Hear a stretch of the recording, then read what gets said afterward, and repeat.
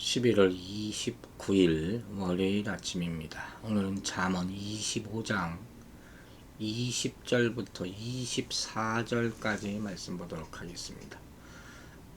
잠언 25장 20절 말씀부터 읽겠습니다. 마음이 상한 자에게 노래하는 것은 추운 날에 옷을 벗음 같고 소다 위에 식초를 부음 같으니라. 네 원수가 배고파 하거든 음식을 먹이고 목말라 하거든 물을 마시게 하라. 그리하는 것은 핀 숯을 그의 머리에 놓는 것과 일반이요 여호와께서 내게 갚아주시리라. 북풍이 비를 일으킴같이 참소하는 혀는 사람의 얼굴에 분을 일으키느니라. 다투는 여인과 함께 큰 집에서 사는 것보다 움막에서 혼자 사는 것이 나으니라. 아멘. 다툼, 이웃, 사람 이런 이야기가 전개되고 있죠. 20절부터 보면 마음이 상한 자에게 노래한다 그랬잖아요. 이게 이웃을 조롱하는 자를 위한 경고에 대한 말씀이에요. 그래서 마음이 상한 자 앞에서 노래하는 것을 추운 날에 옷을 벗는 것 혹은 소다 위에 식초를 붓는 것에 비유하고 있죠. 이 두 가지 다 적합하지 않는 행동이죠. 그래서 다 파괴적인 결과를 가져오게 되는 거예요. 이 사람 뒤집는 거죠. 지금 내가 마음이 아파하고 있는데 거기 앞에서 노래를 불러요. 절대로 해서는 안 될 행위를 하는 것이죠. 우리 앞에서 봤던 경우에 합당한 말과 전혀 반대. 그죠? 그런 모습이라고 할 수 있는 것이죠. 추운 날에 옷을 벗은 것 같다 그랬잖아요. 추운 날에는 옷을 더 입어야죠. 입히든지. 그 옷을 벗으면 더 춥죠. 옷을 벗긴다는 얘기예요. 또 소다 위에 초를 붓는다. 이게 서로 맞지 않는 두 물질을 잘못 섞은 것을 말하는 거죠. 소다를 녹여가지고 더 쓸모없고 효능이 없게 만드는 결과를 가져오게 됩니다. 이런 모든 것이 다 그 상대방을 위로하는 것이 아니라 마음을 더 상하게 만드는, 소위 말해서 억장이 무너지게 만드는 그런 나쁜 행위죠. 그럼 우리는 어떻게 해야 되겠습니까? 마음이 상한 자가 있어요. 그 앞에서 노래를 하면 되겠습니까? 위로해 줘야죠. 기도해 줘야죠. 위로의 말을 전해줘야 된다는 것이죠. 그 앞에서 노래 부른다고 위로가 되겠습니까? 기분 좋고 기쁠 때나 노래지. 성도는 기본적으로 고난 가운데 기도해야 된다 그랬어요. 야고보서 5장 13절에도 이렇게 말합니다. 너희 중에 고난당하는 자가 있느냐? 전 기도할 것이요. 즐거워하는 자가 있느냐? 저는 찬송할지니라. 때에 따라 할 일이 다 이렇게 다른 거잖아요. 여기서 교훈을 하나 얻을 수 있죠. 바로 성도라면 다른 사람들과 마음을 같이 해야 한다는 것이에요. 기본적으로 우리 그리스도인이 가져야 될 마음은 뭡니까? 마음가짐, 온유와 겸손, 사랑의 마음가짐이죠. 여러분 욥이 욥기에서 30장 25절에서 이런 말을 합니다. 고생의 날 보내는 자를 위하여 내가 울지 아니하였는가? 빈공한 자를 위하여 내 마음에 근심하지 아니하였는가? 같이 슬퍼했다는 거예요. 같이 아파했다. 근데 실제로 어떻게 돼요? 그가 고난당할 때 주변의 진정으로 마음을 같이 하는 사람이 한 사람도 없었어요. 그 친구들 다 비판만 합니다. 바울사도가 고린도전서 12장 26절에서 이렇게 말합니다. 만일 한 지체가 고통을 받으면 모든 지체도 함께 고통을 받고 한 지체가 영광을 얻으면 모든 지체도 함께 즐거워한다. 또 즐거워하는 자들과 함께 즐거워하고 우는 자들과 함께 울라. 서로 마음을 같이 하며 높은 데 마음을 두지 말고 도리어 낮은 데 처하며 스스로 지있는 체 하지 말라. 로마서 12장 15절 16절 말씀이에요. 기쁠 때는 같이 기뻐하고 슬플 때는 같이 슬퍼하는 게 성도예요. 그게 교우죠. 베드로 사도도 이런 말을 했어요. 그럼 너희가 다 마음을 같이하여 체휼하며 같은 감정을 갖는다는 거예요.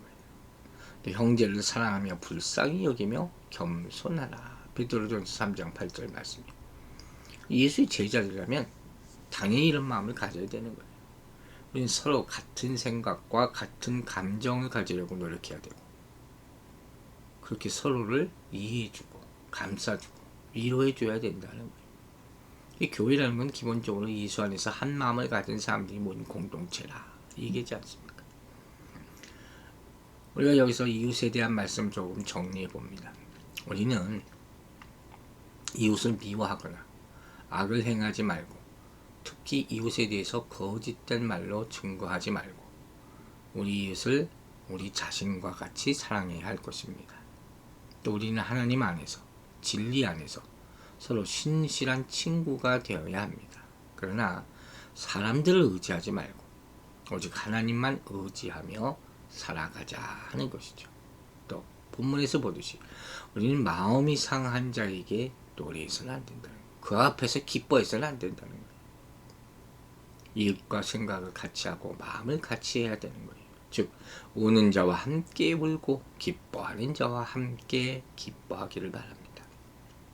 그것이야말로 겸손하고 온유하며 사랑이 충만한 성도의 바른 마음가짐인 줄로 믿습니다.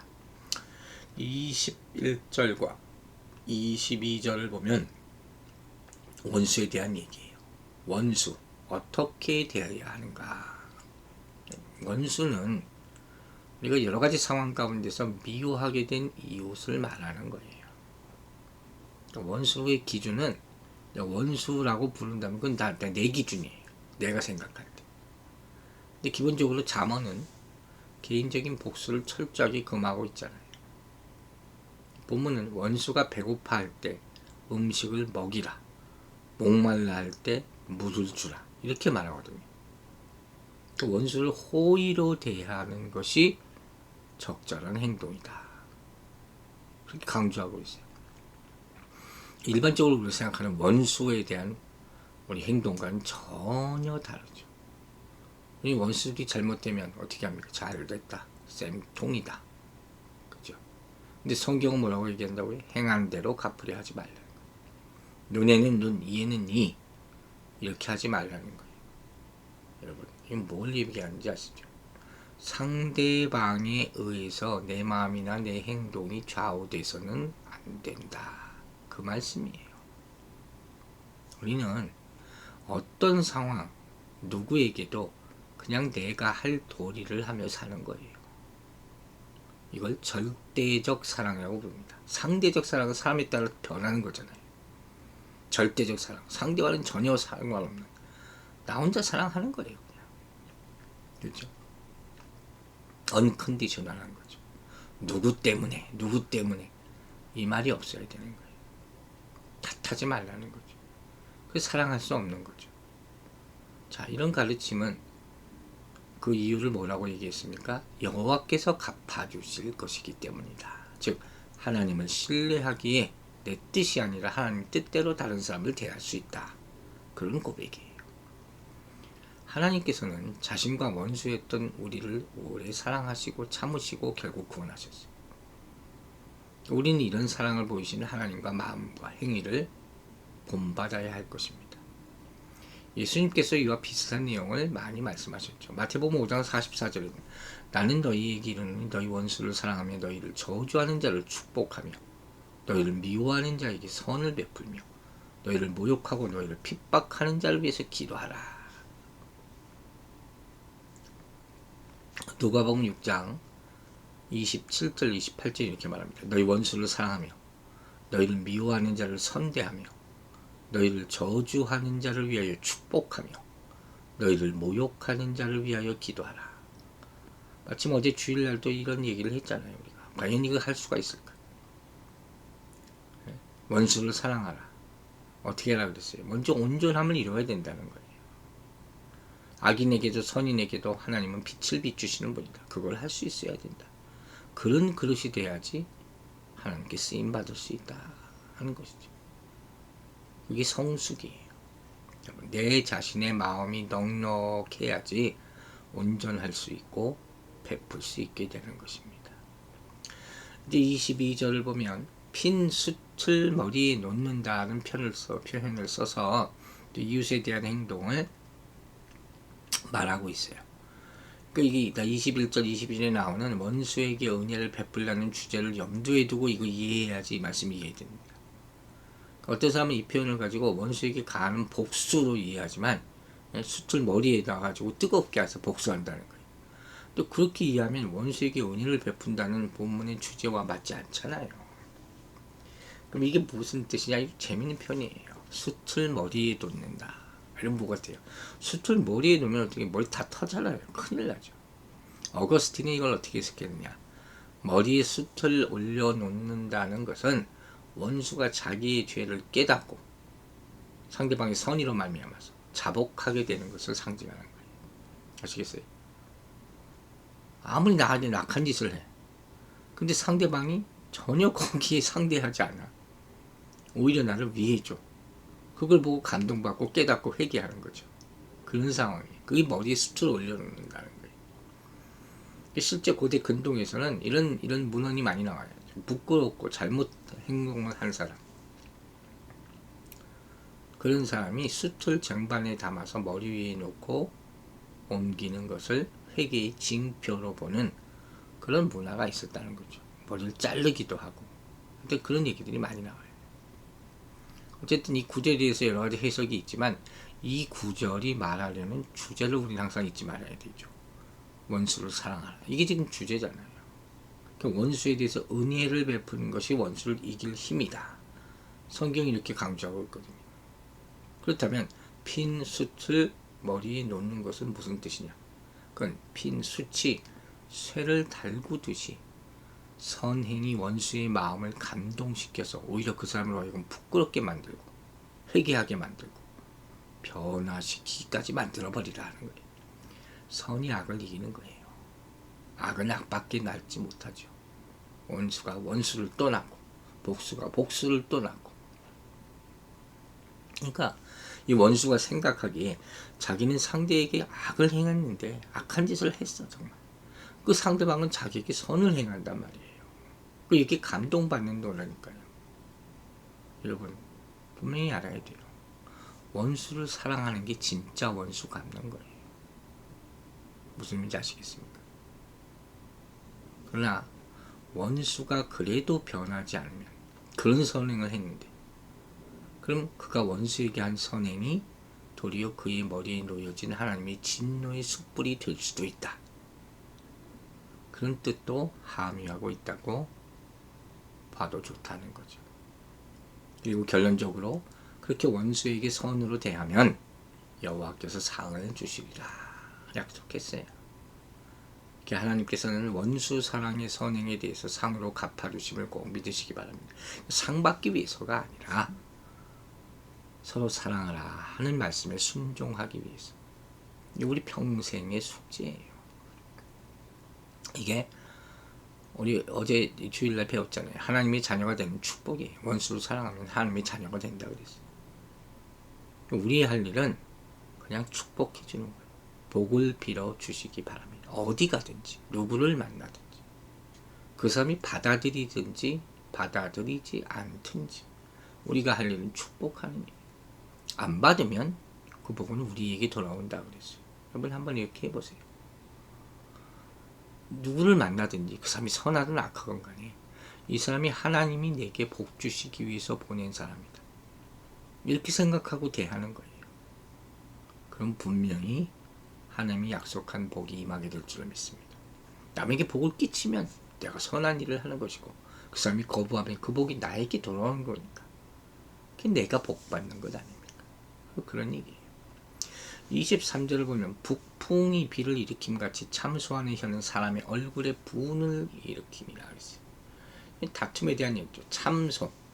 참소는 무슨 말이에요? 다른 사람에 대해서 부정적인 말을 하는 것이죠. 이런 참소가 바로 공동체의 신뢰를 무너뜨리고 다툼을 일으키는 거죠. 뒤에서 막 거짓말을 만들어내는 사람이 있어요. 교회에 꼭 이런 사람이 있어요.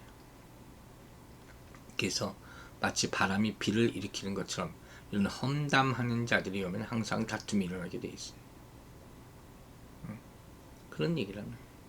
그러니까 이게 다 참소라는 단어가 비밀 얘기, 남을 헐뜯고 뒤에서 몰래 이 문제를 만들고, 그래서 자기들이 이상할 수 없는 순간에 심각한 상처를 남기게 되는 것이죠. 이건 피해야 되죠. 이건 막아야 되죠. 하는 사람은 꾸짖어야 되는 거예요. 여러분, 바람을 보면 날씨를 예측할 수 있듯이 말하는 걸 보면 그 결과를 충분히 예측할 수 있다는 말이 있어요. 우리는 정말로 중상모략하는 사람, 그 사람 사귀면 안 돼요. 그걸 삼가야 돼요. 예수님께서는 비판을 받지 아니하려거든 비판하지 말라 그랬잖아요. 너희 비판은 그 비판으로 너희가 비판을 받는다. 꼭 명심해야 될 것입니다. 우리 혀가 주를 찬양하고 선한 말, 복스러운 말을 하는데 사용되기를 다시 한번 주의 이름으로 축원합니다. 마지막 24절은 다투는 아내와 함께 사는 고통에 대해서 설명합니다. 앞에서도 비슷한 주제가 나왔었어요. 어리석은 여인을 선택한 자는 다툼 가운데 살아가게 될 수밖에 없는 거죠. 차라리 그렇게 사느니 움막에서 혼자 사는 게 낫다 하는 거예요. 그럼 뭘 얘기합니까? 외적으로 아무리 환경이 좋아도 내적인 평화가 없으면 광야보다 좋을 게 없다는 거예요. 여러분, 여성의 가치라는 것은 성경이 뭐라 그럽니까? 경건함과 선함과 온유함, 이런 덕성이 있는 거예요. 잠언 31장 30절을 보면 고운 것도 거짓되고 아름다운 것도 헛되나 오직 여호와를 경외하는 여자는 칭찬을 받을 것이라. 하나님을 경외함, 경건함, 이것이 여성의 귀한 덕임을 나타내고 있는 거예요. 또 잠언 12장 4절은 어진 여인은 그 지아비의 멸류관이나 욕을 끼치는 여인은 그 지아비로 뼈가 썩음 같게 하느니라. 끔찍하겠죠. 이 가정, 덕스러움과 선행이 오로지 여성의 아름다움과 가치다 하는 것을 증거하는 거죠. 세상 많은 사람들은 얼굴이 예쁜 것이 최고의 가치라고 생각하는 것 같아요. 그렇게 성형을 많이 하죠. 실상 그런데 사람의 외모보다 그의 영혼이 더 중요하다는 것을 우리는 봐야 돼요. 사람의 인격은 외모보다 훨씬 더 중요하고 영혼은 그의 인격을 형성하게 되는 거예요. 결혼의 행복은 어디 있습니까? 가정의 평안과 사랑에 있는 것이고 이것이야말로 하나님이 주시는 복인 줄로 믿으시기 바랍니다. 뭐 이런 말이 있어요. 가장 아름다운 여행은 사랑하는 사람과 함께하는 여행이고 가장 맛있는 음식은 좋아하는 사람과 함께 먹는 음식이다. 참 좋은 얘기죠. 물질과 소유가 행복을 주는 것이 아니라고 그랬잖아요. 관계가 행복을 좌우하는 거예요. 안타깝게도 이런 관계가 무너지고 있는 것이 오늘날 가정의 형편이에요. 여러분, 행복한 관계를 위해서는 그냥 되지 않아요. 지혜가 필요하고 노력도 해야 되고 희생이 따르는 것이고 헌신이 필요한 겁니다. 갈등이라는 것은 있을 수 있어요. 하지만 서로 조화를 이루면서 인격적 성숙을 이루어 가기 위해서 넘어가야 할 필수 과정임을 잊지 마시기 바랍니다. 여러분, 집은 손으로 짓지만 가정은 사랑으로 짓는다 하는 귀한 말씀이 있어요. 하나님은 행복한 가정을 이루고 살도록 우리에게 기회를 주셨죠. 그러므로 서로 노력해야 됩니다. 물질과 외형보다 관계와 내면 세계에 더 관심을 쏟아야 한다 하는 것이죠. 그리고 서로 사랑하며 살아가는 지혜가 꼭 필요합니다. 우리가 외부적인 조건에만 의지하면 행복은 얼마 깨질 수밖에 없는 거예요. 사람들은 보통 마음을 다스리고 믿음의 성숙을 도모해야 하는데 겉모습을 치장하는데 더욱 신경을 쓰는 것 같아요. 하지만 성도는 구별된 사람들이잖아요.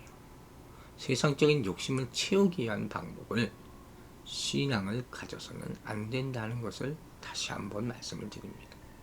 겉모습뿐인 신앙을 가지고 이기적인 욕심을 이루기만 몰두한다면 결국 악한 것에 영향을 받고 악인들에게 굴복하고 거기 따라가게 되는 거예요. 그래서 마음을 다스리는 것을 외부적인 상황을 바꾸는 것보다 먼저 해야 돼요. 또 바른 방향을 알기 위해서는 하나님의 말씀을 가까이 해야 될 것입니다. 기도하겠습니다.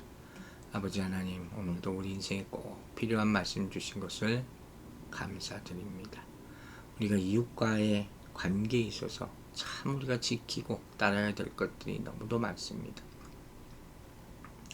이웃이 특별히 어려움을 당했을 때 그 앞에서 잘난 체도 또 본문 말씀처럼 노래하지도 말 것이고 그들의 상한 마음과 함께하는 그리스도인의 마음가짐을 갖는 사람들로 살아가게 하여 주시옵소서.